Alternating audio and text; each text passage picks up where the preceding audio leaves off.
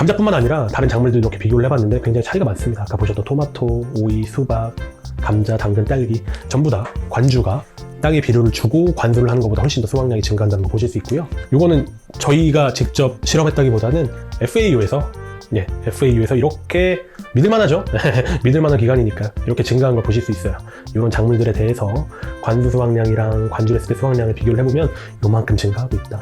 사실 더 많은 작물들을 가지고 실험을 했는데 한국에서 좀 마이너한 작물들은 제가 제외를 하고 발췌를 해왔습니다. 그러면은 관주가 관수보다 좋은 건 아는데 왜 관주를 안 하실까? 관주가 왜 힘들까를 저희가 한번 생각을 해보자고요. 안녕하세요, 농사백단입니다. 이번 시간에는 관주 설비의 구축의 중요성과 관주 설비를 구축하셔서 비료를 물에 녹여서 관주로 공급했을 때 작물들에게 좋은 점에 대해서 설명을 드리고, 관주 재배에 굉장히 적합한 야라의 신제품에 대해서 소개하는 시간을 갖도록 하겠습니다. 근데 이제 관주 설비를 안 하시는 다른 과수농가들이나 다른 작물 재배하시는 농가분들께 관주 설비를 꼭 구축을 하시면 좋을 것 같다라는 취지로 내용을 구성했습니다. 관주 설비를 구축하게 되면은 일단 관수랑 관주랑 차이부터 우리가 정의하고 넘어갈까요? 관수 같은 경우는 결국에 땅에 비료 주는 거죠. 땅에 비료 주고 쿨러라든가 점적이라든가 어떤 수단 다 이용해서 그냥 물을 주는 거, 물만 주는 거, 관수라고 저희가 이해하고 있으면 될 것 같고, 관주 같은 경우는 비료를 물에 녹인 다음에 따로 공급하는 겁니다. 그러니까 관주는 물과 양분이 같이 들어가는 거고요. 관수 같은 경우는 양분 다량이 들어간 다음에 그 양분을 녹이기 위한 물이 추가적으로 들어가고 작물의 생육을 위한 물이 또 추가적으로 들어가게 되는 거죠. 관주십의 이점은 뭐가 있냐? 당연히 양분 공급의 효율이 향상이 되고 물 사용량도 줍니다. 이건 뒤에 자료를 보시면 굉장히 흥미로우실 거예요. 비료를 살포하기 위한 노동력이 절감되겠죠? 실제로 300평 면적의 비료를 뿌리는 것보다는 300평 면적에 공급하기 위한 비료를 물에 녹이는 과정이 훨씬 더 수월하고 노동력을 절감할 수 있습니다. 요새 워낙 인건비가 비싸니까 이렇게 말씀을 드리는 거고요. 양분 공급 효율이 향상되다 보니까 수확량도 증가하고요. 한 번에 다량의 비료가 들어가는 게 아니라, 한 번에 다량의 양분이 들어가는 게 아니라 양분이 꾸준하게 공급되기 때문에 예상치 못한 비해 같은 거를 사전에 예방할 수 있습니다. 실제로 그래프 보시면은 저희가 이제 토경십이 주황색 패턴 봐주시면 돼요. 땅에 비료를 뿌리는 건 어떻게 뿌리냐면 처음에 많이 뿌렸다가 한 60% 뿌렸다가 마지막에 이제 나중에 추비할 때는 40% 나머지를 뿌리는 거죠. 결국 양분이 리칭되거나 용탈되거나 고정되거나, 그러니까 양분 이용 효율이 굉장히 많이 떨어집니다. 관주 같은 경우는 초기부터 후기까지, 초기, 중기, 후기 양분이 필요하지 않은 시기는 없잖아요. 모든 작물들이 초기, 중기, 후기의 양분이 다 필요한데 그 양분들을 굉장히 소분해서 꾸준하게 넣어준다는 장점이 있는 거죠. 그래서 토양시비는 전작기에 걸쳐서 양분 공급이 어렵다. 하지만 관주시비 같은 경우는 양분이 용해돼서 조금씩 미량으로 들어가니까 물과 함께 꾸준하게 공급될 수 있고 전작기에 걸쳐서 양분이 꾸준하게 공급된다. 요 그림 보시면 조금 더 확실하게 이해하실 수 있을 것 같아요. 왼쪽에 두 가지는 비료를 뿌리고 관수를 하는 패턴이고요. 오른쪽은 관주를 하는 패턴인데요. 스프링쿨러로, 비료를 뿌리고 스프링쿨러로 관수를 하건 비료를 뿌리고 점적으로 관수를 하건 양분이 고르게 분포되지 못합니다. 스프링쿨러로 다량의 물이 들어갈 때는 용탈되는 양분의 양이 너무 많아지고요.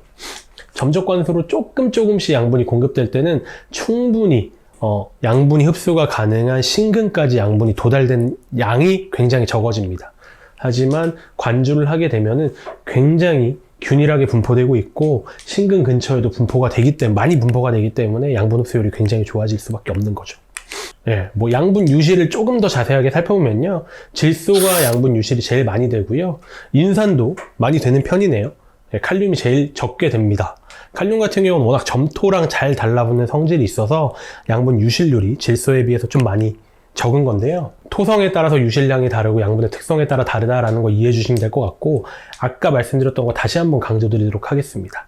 실제로 이렇게 표로 보시면은 땅에 뿌리고 쿨러로 물 줬을 때, 땅에 뿌리고 점적으로 물 줬을 때, 아예 비료를 녹여서 물 줬을 때 효율로 따지면 질소의 효율이 관주했을 때는 95%까지 나온다.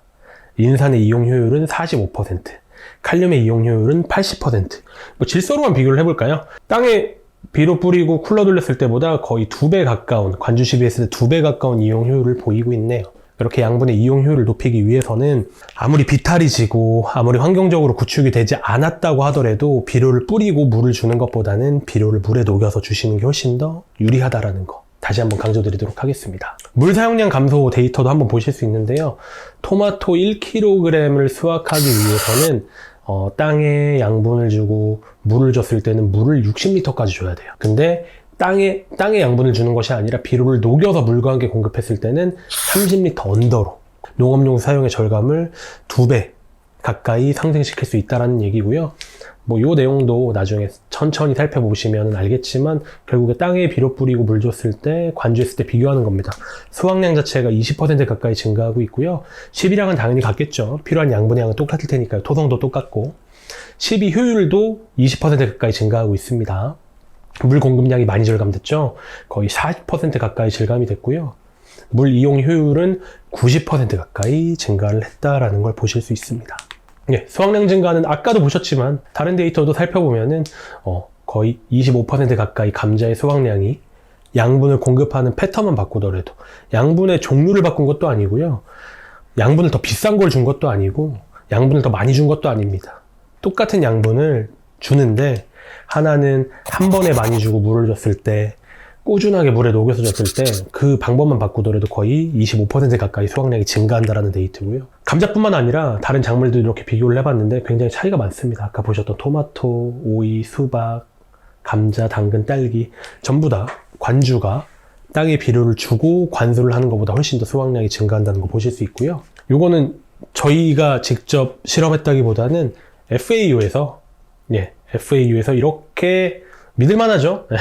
믿을만한 기관이니까요. 이렇게 증가한 걸 보실 수 있어요. 이런 작물들에 대해서 관수 수확량이랑 관주를 했을 때 수확량을 비교를 해보면 요만큼 증가하고 있다. 사실 더 많은 작물들을 가지고 실험을 했는데 한국에서 좀 마이너한 작물들은 제가 제외를 하고 발췌를 해왔습니다. 그러면은 관주가 관수보다 좋은 건 아는데 왜 관주를 안 하실까? 관주가 왜 힘들까를 저희가 한번 생각을 해보자고요. 왜 관주를 안 하실까요? 관주를 할 수 있는 설비 구축이 조금 비싸다. 그죠? 또 다른 이유도 있을까요? 관주 제품이 비싸죠. 똑같이 예를 들어 300평에 100kg을 공급해야 된다고 했을 때 땅에 뿌리는 비료 100kg보다 관주용 제품 100kg이 훨씬 더 비싸잖아요. 그러니까 이게 타산이 맞지 않는다라고 생각하시는 분도 있는 것 같아요. 종합을 해보면 첫 번째로 관주 설비를 구축하는 것도 비용적으로 조금 걱정이 되시고, 그리고 구축을 해놓은 다음에 그거를 사용하시는 방법도 잘 모르시겠고, 그리고 관주용 제품 자체가 너무 비싸기도 하고, 그리고 운용하는 과정에서 유지보수 문제, 그죠? 관이 막힌다라거나 관이 더러워졌을 때 청소 문제, 오염 문제, 그런 걸 어떻게 해야 되는데 장기적으로 봤을 때는 인건비가 절약이 되기 때문에, 그리고 수확량이 증가하고 품질이 증가하기 때문에 그냥 토양에 살포하는 것보다는 가능하시면 관주 재배를 하시는 것이 훨씬 더 이익성 측면에도 나을 거다라고 말씀을 드리고요. 그리고 가장 중요한 거, 제품의 가격. 지금 땅에 뿌리는 비료 평균적으로 얼마 정도 하실까요? 한 2만원 정도 보고, 지금 관주용 비료는 훨씬 더 비싸죠? 20kg에 지금 다 많이 올랐는데 일단 10만원이라고 가정하겠습니다. 요거는 사실 가격 차이가 너무 많이 난다고 생각을 하거든요. 10만원이랑 2만원, 3만원대를 같은 양을 넣어야 된다는 가격 차이가 굉장히 많이 난다고 생각을 하는데, 일단 첫 번째 강조 드릴 만한 부분이, 과수 같은 경우에는 밑거름의 개념이 분명히 있어요. 그러니까 꽃거름 전까지는 땅에 들어가야 되는 비료가 들어가고요. 그 다음은 이제 비싼 관주용 제품이 들어가기 때문에 생각하시는 것만큼 물에 비료를 녹이는 양이 그렇게 많지 않습니다. 뭐 저희 프로그램을 나중에 공유 드리겠지만 300평 기준으로 샤인머스켓, 사과, 배, 뭐 복숭아 전부 평균을 내면 1년 동안 물에 녹이는 비료의 양은 300평 기준으로 50kg밖에 되지 않습니다. 나머지 뭐 50kg 정도는, 50kg가 넘는 양은 결국 땅에 뿌리게 되는 양이기 때문에 그렇게까지 가격에 대해서 문제를 걱정하시지 않아도 될 것 같고, 돌고 돌아 결국에 저희의 새로운 제품인 레가 때문에 이렇게 말씀을 드린 거예요. 일단 다시 한번 좀 기억을 해주시면 좋겠는 게, 뭐 야라 제품이 좋다를 떠나서 관주 재배가 관수 재배보다 훨씬 더 좋다라는 건 여러 가지 자료들이 입증하고 있다는 걸 보셨습니다. 그렇다면 관주 재배가 어려운 이유도 저희 지금 농가분께서 직접 말씀을 해주셨는데, 뭐 설비 구축이라든가 유지보수나 그런 부분은 그렇게 크게 어렵지 않다. 그리고 노동비가 워낙 많이, 인건비가 지금 굉장히 많이 비싼 상황이라 노동력을 절감한다는 것 자체에 의미가 있다. 하지만 근데 관주 제품 비싼 거는 저도 좀 걱정이 되는 부분이다였어요. 이 제품, 가지고 온 이 제품이요, 99.5% 물에 녹는 제품입니다. 0.5%는 안 녹아요. 안 녹으니까 그거 문제 삼으신 분도 분명히 있으실 것 같은데, 요거를 쓰시는 분들을 제가 많이 만났어요. 시범 재배를 하면서. 근데 쓰시는데 불편함은 전혀 없습니다. 비료 녹이는 통에서 10배까지는 다 용해가 가능하고요. 0.5% 안 녹는 건 큰 문제가 안 돼요. 조금 문제 삼을 수 있는 게 있다면 뿌옇게 녹습니다. 투명하게 녹지가 않아요. 뿌옇게 녹아요.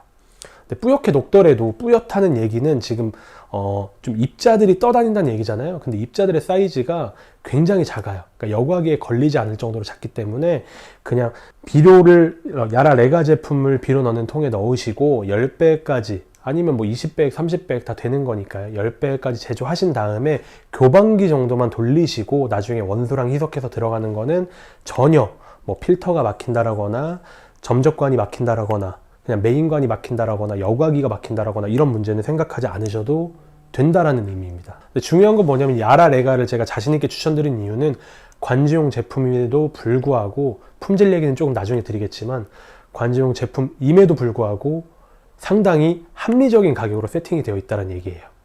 가격 같은 경우는 저희 판매처에 직접 문의를 해보시면 더 자세하게 알 수 있겠지만 어쨌건 이 제품 25kg 기준으로요, 정확하게 말씀드리면 7만원 언더로 형성되어 있는 제품입니다. 이게 뭐 사실 원료의 수급이라든가 비료 가격의 등락 때문에 가격이 변동될 우려가 있어 제가 정확한 가격을 고시하지 못하는 건 좀 양해 말씀 부탁드리고요. 어쨌건 25kg 기준으로 물에 녹이는 비료인데 야라의 브랜드, 믿을만한 야라의 브랜드가 7만원 언더에 형성되고 있다. 예, 지금 말씀드린 야라 레가 제품, 관주 재배에 적용할 수 있는 야라 레가 제품이고요. 두 가지입니다. 15, 15, 15 그리고 95, 26 제품이고요. 요소가 하나도 안 들어가 있어요. 어쨌건 15, 15, 15 제품, 95, 26 제품인데 뭐 딱 보기에도 되게 균형 생장용인 것 같고 후반기용인 것 같잖아요. 그 목적대로 사용하셔도 되고 아니면은 저희가 가이드 해주는 프로그램이 있어요. 저희한테 받아보시고 그대로 넣어주시면 됩니다. 강조드릴 점은 바로 이 황인데요. 황 되게 중요하게 생각하시잖아요. 당도 때문에, 그리고 색깔 때문에. 실제로 당도나 색깔에 황이 굉장히 중요한 역할을 하는 게 맞고요. 황이 들어있는 거 보시면은 15, 15, 15 같은 경우는 황이 15%, 95, 26 후반에 되게 좋을 것 같아요. 황이 36%, 거의 뭐 이건 황산가리랑 다름이 없는 황산가리 질소인산이 조금 들어간 제품이다 정도로까지도 강조드릴 수 있는, 그렇게까지도 과장해서 말씀드릴 수 있는 제품이고, 황이 이렇게 많이 들어가 있기 때문에 황산가리 써보시는 분들은 아실 거예요. 황산가리를 물에 녹이기가 힘듭니다. 사실 굉장히 힘듭니다. 뭐 질산칼슘이나 질산칼륨이나 그런 것보다 황산칼륨이 훨씬 안 녹아요. 근데 황이랑 칼륨이 이렇게 많이 들어가 있다 보니까 아무래도 조금 용해도가 떨어집니다. 아까도 말씀드린 대로 0.5%가 용해가 되지 않고 99.5%가 용해가 된다. 아니 근데 99.5%나 용해가 되고 황도 이렇게 많이 들어가 있어. 황산가리 비싸잖아요. 황도 이렇게 많이 들어가 있는데 겨우 0.5%밖에 안 녹는다. 근데 야라 거다. 요거 꼭 생각해 주시면 될 것 같고, 그럼 사용하실 때 어떻게 사용하시면 되냐? 아까도 제가 말씀드린 대로 여과기 필터는 있어야 될 것 같아요. 아무래도 좀 불용해성 물질이 0.5% 있으니까요. 10배까지 용해가 가능하고요. 비료 녹이는 통에 용해를 하시는 거고, 교반기 사용을 반드시 저희는 추천드립니다. 이거 언제 적고 있겠어요? 에어펌프라든가 프로펠러 같은 거, 뭐 이런 설비 구축하는데 그렇게 큰 돈 들지 않거든요. 이미 있으신 분들도 굉장히 많으실 거고요. 수중 모터라든가 뭐 그런 거 하나 가져가셔가지고, 그런 거 하나 설치하셔가지고 레가 사용하시면 제가 볼 때는 뭐 본전 뽑는 거는 금방 뽑으실 수 있다고 생각을 합니다. 그래서 이번 시간에 제가 강조를 드린 부분은 관주재배의 이점과, 관주재배 이점 다 기억나시죠? 한번 배운 대로 한번 말씀해 볼까요? 관주재배 이점 뭐가 있었죠? 관주재배 이점, 수확량도 증가했고 품질도 증가했고 양분, 이 모든 것은 양분 이용 효율이 증가했기 때문이죠.